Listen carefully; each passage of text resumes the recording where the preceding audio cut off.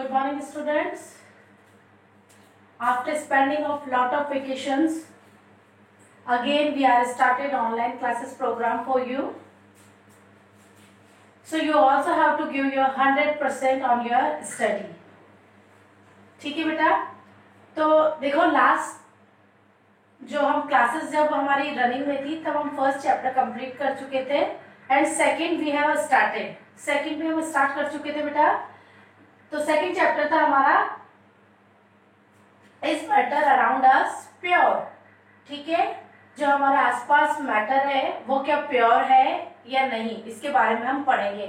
Matter क्या है, ठीक है, ये सब अपन ने मैटर की किस किस फॉर्म में मैटर एग्जिस्ट करता है यह we have studied in first chapter. ठीक है, तो अब बता रहे बेटा मैटर जो होता है वो किस किस फॉर्म में एग्जिस्ट करता है. तो बेसिकली मैटर जो है वो टू फॉर्म में एग्जिस्ट करता है, सब्सटेंस और मिक्सचर. ठीक है, तो firstly we are studying about substance. Substance क्या है, सब्सटेंस के टाइप्स क्या क्या है और सब्सटेंस किस किस फॉर्म में एग्जिस्ट करता है. ठीक है, तो what is substance? A kind of matter that can not be separated into other kinds of matter. यानी कि ये मैटर का ही एक क्या है बेटा, काइंड है, यानी मैटर का ही एक प्रकार है जिसे लेकिन हम मैटर की और फॉर्म में कन्वर्ट नहीं कर सकते. यानी कि हम बोल सकते हैं सब्सटेंस अपने आप में एक प्योर फॉर्म होती है किसी भी मैटर की. ठीक है, क्लियर है definition? I am repeating again. A kind of matter that can not be separated into other kinds of matter. यानी कि मैटर की का ही एक रूप है लेकिन हम उसे दूसरे मैटर के रूप में कन्वर्ट नहीं कर सकते. क्लियर है बेटा? ठीक है, अब सब्सटेंस की क्लासिफाई. तो बेसिकली सब्सटेंस को टू कैटेगरी में क्लासिफाई किया गया है. The first one is element and second one is compound. Then what is element? तो element is consist of basically only one type of atom. यानी कि एलिमेंट क्या होता है, जो कि ओनली एक ही एटम से मिलकर बना हुआ होता है. ठीक है, मैंने आपको पहले भी समझाया था, जिससे मैं बात कर रही हूँ गोल्ड की रिंग की. ठीक है, तो गोल्ड एक एलिमेंट है, तो वो अगर हम उसको लास्ट ब्रेक डाउन करेंगे तो जो लास्ट छोटे से छोटा जो पार्टिकल मिलेगा हमें वो एटम ही मिलेगा और वो किसका एटम होगा, गोल्ड एलिमेंट का. ठीक है, तो अगर आप what is the definition of element? तो element is made up of only one type of atom. Now element को भी आगे हम 3 क्लासेस में क्लासिफाई करते हैं, metal, non metals and metalloids. इन तीनों कैटेगरी के बारे में बेटा आप 8th क्लास में स्टडी कर चुके हैं. ठीक है, मेटल देखो अब कुछ हम बेसिस ले रहे हैं कि किस बेसिस पे हम मेटल्स और नॉन मेटल में डिफरेंस कर सकते हैं. ठीक है, this video is only for revision. ठीक है, ये हम पहले पढ़ चुके हैं पर काफी टाइम हो गया है तो आई एम रिपीटिंग अगेन. ठीक है, तो you have to clear about all. ठीक है, तो metals are good conductor of heat and electricity. ठीक है, मेटल्स जो होते हैं वो गुड कंडक्टर होते हैं हीट और इलेक्ट्रिसिटी के, जबकि non metals are bad conductor of heat and electricity.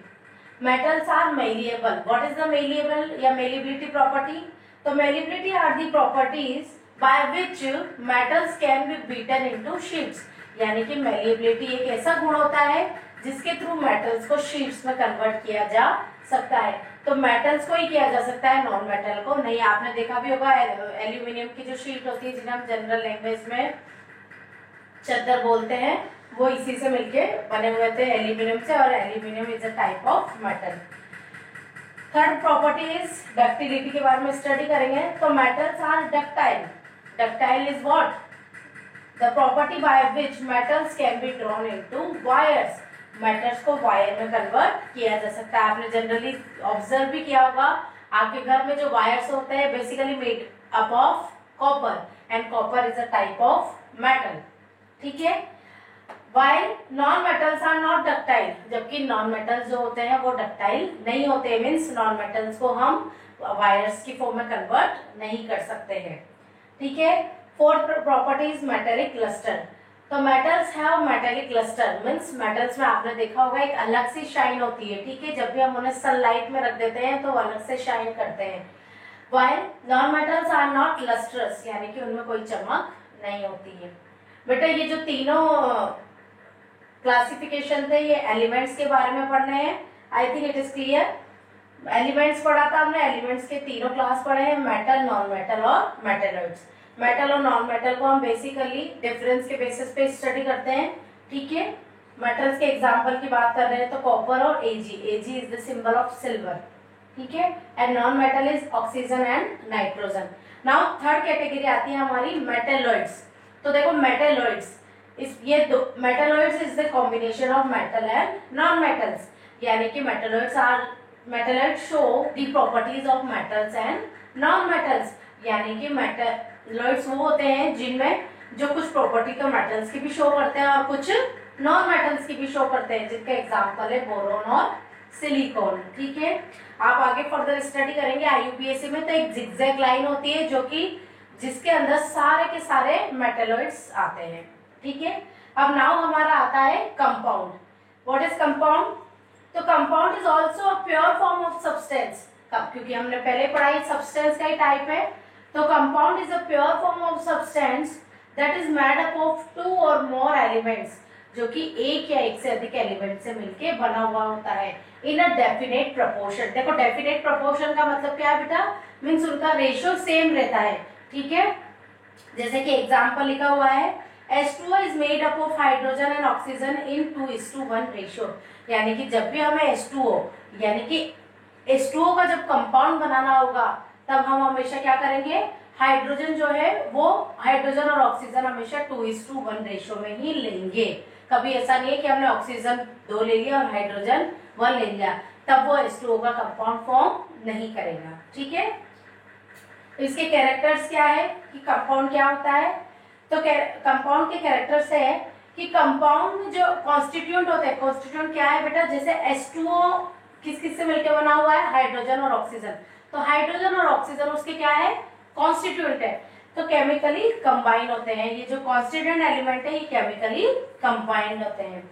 The property of compound, अब जो कंपाउंड बन जाता है कॉन्स्टिट्यूएंट एलिमेंट को जोड़कर, वो जो कंपाउंड है उसकी जो प्रॉपर्टी होती है वो उसके कॉन्स्टिट्यूएंट एलिमेंट से डिफर करती है। जैसे हम बात कर रहे हैं H2O की, तो आपको पता है देखो H2O में हाइड्रोजन भी गैस है और ऑक्सीजन भी गैस है, लेकिन ये मिला के क्या बना रहे हैं बेटा? वाटर, जो कि एक लिक्विड फॉर्म होती है, ठीक है।